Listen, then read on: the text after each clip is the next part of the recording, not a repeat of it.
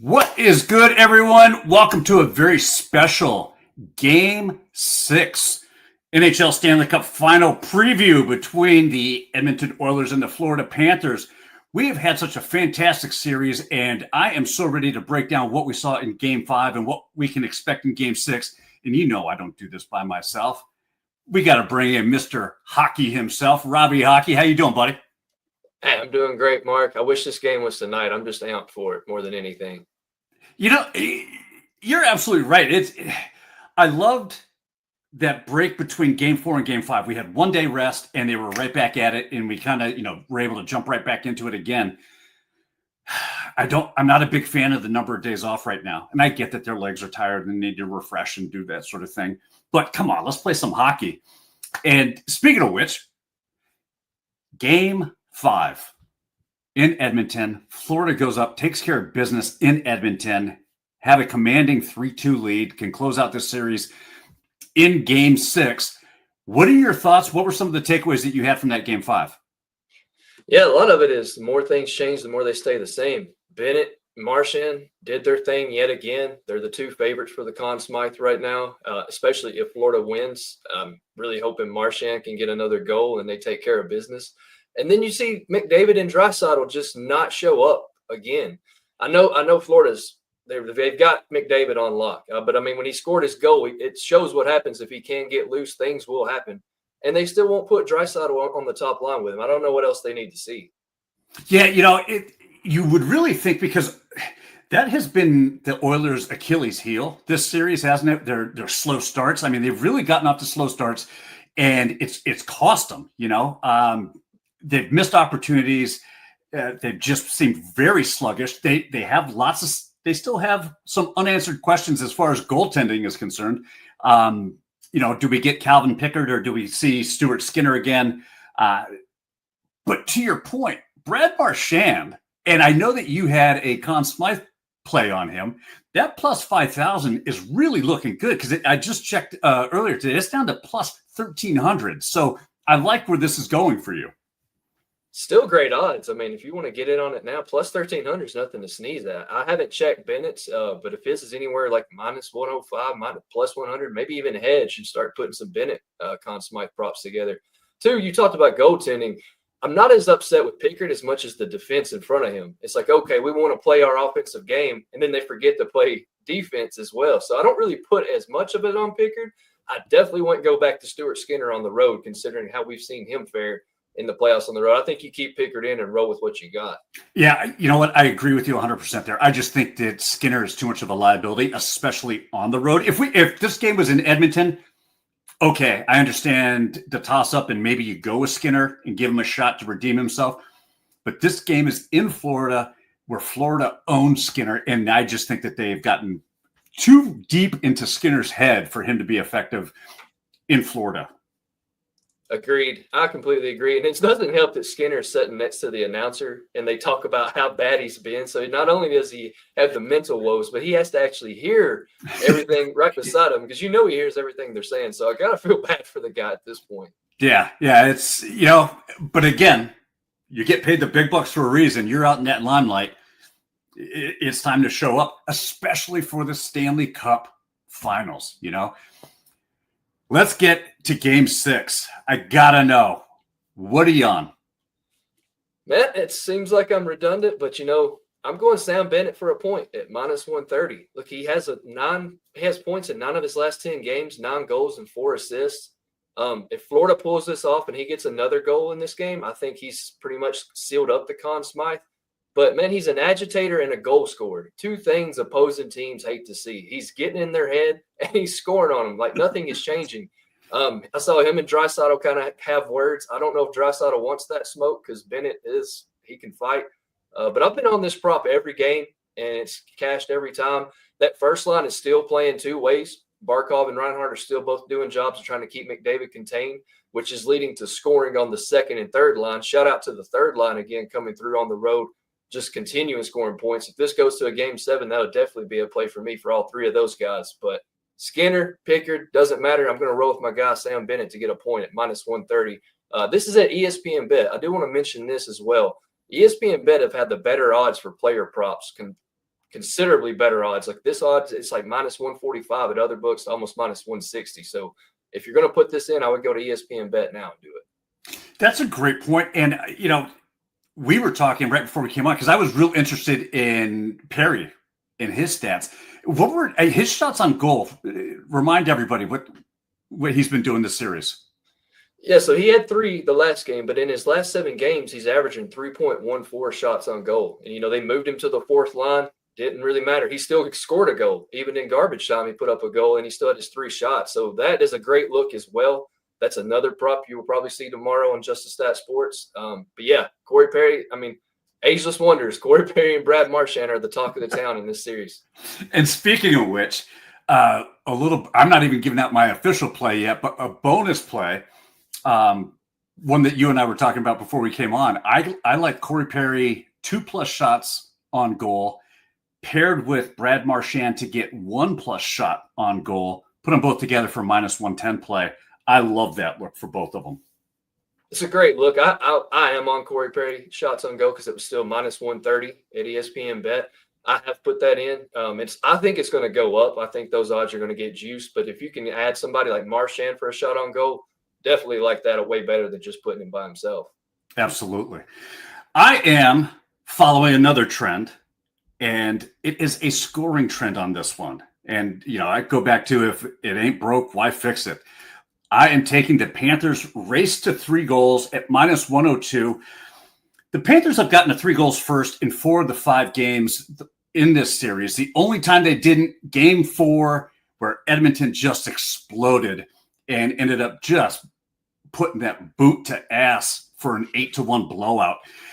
I think that's more of an outlier because we certainly haven't seen that trend follow suit in any other game that's played in this series. Even in game 5 with everything on the line, Florida stormed out and made it 4 of 5, and they've been on the board first in 3 straight wins. So they've controlled the pace in every game except for game 4. I love this spot for them. Add in that the Panthers are out chancing Edmonton at the 5-on-5. Bobrovsky's bounced back in game 5, steadied the ship. This team is hunting. They're physical. They're punishing the Oilers for every single Edmonton mistake. And I'm rolling with the better coach team, the deeper forecheck, and the cleaner defense. Any thoughts on this one? No, I love that actually, because even that game where they lost in Florida or Edmonton made the goalie switch early, they still had 3 goals scored before them. And another excellent call you made was the under on Bobrovsky. You said it was too juice at 27.5 saves. It was like nobody even hardly reached 20 in the last game. So hell of a call on that one. I don't know about this one. I haven't seen the odds, but I don't know if I would play the saves either, just because Florida's going to treat this like a game 7. They're not treating this as a game 6. Matthew Tkachuk's already come out and said, we know where their head's going to be. We have to match their intensity, and I think they will. Look, forget the number behind the game when it comes to the Stanley Cup Finals for this game. This is a game 7 for under every circumstance for Edmonton. This is do or die. There is no, okay, well, we lost this one. We can come back and get them in game 7. This is the cup for them, and they have to do this twice now. That's a ton of pressure, and I don't think that they've been able to come out and give me enough confidence in their ability to quell and quiet the Panthers. I know that, they did in that 8-1 blowout. Again, that's an outlier for me. It's not a trend. I just like Florida to come out and close this thing up in Florida on their home ice in front of the home crowd where they can lift the cup and dole out the Conn Smythe in front of the home team crowd. Hopefully it goes to Brad Marchand as well. Exactly. Yeah, that plus 5,000, buddy. That calls for a celebration. It really will. Any thoughts? Any other thing that you're looking at as you go into this game 6? Yeah, I saw their lines today. They've changed a little bit up, but not a lot. They still have Draisaitl and McDavid separated on line 1 and line 2. Look, it's do or die right now. I think you have to just run your horses. I think you got to put them both on the top line, because if they're concentrating on McDavid, surely Draisaitl can find some space and McDavid can get it to him. That's my biggest thing for Edmonton. And if Edmonton's going to win, I think this game will go over. We thought it was going to go under last game. Still didn't go under. I'm not touching the under because it's just not happening so far. But if Edmonton wins, I do expect this game to go over. Yeah, to that point, I am staying away from any total whatsoever. Look, the first period over has hit in every single game this series. Do you continue to ride that trend, or is it going to be one of those games where defense suddenly starts to take the forefront? And if that's the case, even the total, I thought it's 6.5. And that's the part that kills me, is these empty net goals, because I was on the 6 in game 4, lost that one. Under at 6.5 for game 5, and an empty netter sent that one to 7. So I have been burned, on the total parts of this one. I don't trust it. They're not behaving like games, like Stanley Cup Final teams are supposed to be behaving. So I don't trust them. I'm staying away from it. I'll target other areas, and if they want to score, then damn it, let's get to 3 goals and we'll cash this ticket. I'm really looking forward to does Edmonton come out and start scoring? Because you mentioned Bob, I was just checking on Bob Roski's save total. That's at 27.5. So it's still up there. But again, I think that the only way he gets to that is if it goes into overtime. I don't see this game going into overtime. I think that Florida wins on their home ice and they get it done in regulation. But so I don't see him getting to that goal. It's juiced to the over at -125. I still don't trust it. No, neither do I. I do think if there's any game where Edmonton's going to bring their best, I think it needs to be now.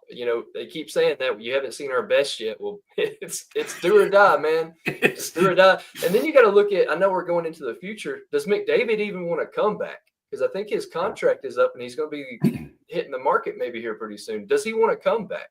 Because, yes, Draisaitl is probably the second best player in the league, but you have done nothing to help them out. Whereas Florida filled all their spots that they needed to fill. Edmonton you have Jeff Skinner on the second line potentially with Leon Draisaitl. You can't compare the lines right now between Florida and Edmonton. Florida's head to toes better because it's consistency. There's no dominant player, but everybody does their part. And there's 3 solid lines that Edmonton just can't match up with right now. Right. And I think that that's going to be a great discussion, whether it's, on Wednesday for our show on Wednesday, or again, sometime next week after game 7. What happens to this Edmonton team? There's a lot of questions. Their window for keeping this core together is closing rapidly. And I think a lot of decisions have to be made. And is this their last ditch effort, to get there? And if so, why the hell aren't they playing like it? You know what I mean? It just is mind-boggling to me. Yeah, and the credit goes to Florida. They're shutting him down. It's not like, McDavid's trying to get it in, but every time he gets in the blue line, he's just getting mauled. And then, it's just credit to Florida. Defensively, man, they have just been excellent. And I know they slipped up and lost the 3-goal lead in game 4, but they've still consistently just been excellent in this series. Now they're at home. That crowd's going to be nuts. It's not like last year where Edmonton needed a game in Edmonton to get to game 7. They have to win this one to even get back to their home. Right. Yeah. And that is no easy task. The fact that they're coming into this one game down certainly made any game in the finals, which is challenging enough, made it that much harder to overcome. So and Florida's a rowdy crowd, it's not an easy place to play. So I kind of like their stuff there, but that's going to wrap it up for us. Appreciate you guys joining us for this Game 6 NHL Stanley Cup Final preview. We can't wait. I hope Edmonton shows up and plays a hell of a game. But I really hope that Florida wins and hoists the cup on their home ice. I think it'd be great for them to go back to back in this spot. But for Robby Hockey, thank you so much. Thank you for joining us. And hopefully, we'll see. If there's a Game 7, we'll be back for another Game 7 preview. But Take care of yourself. Be kind to one another, and let's cash these tickets.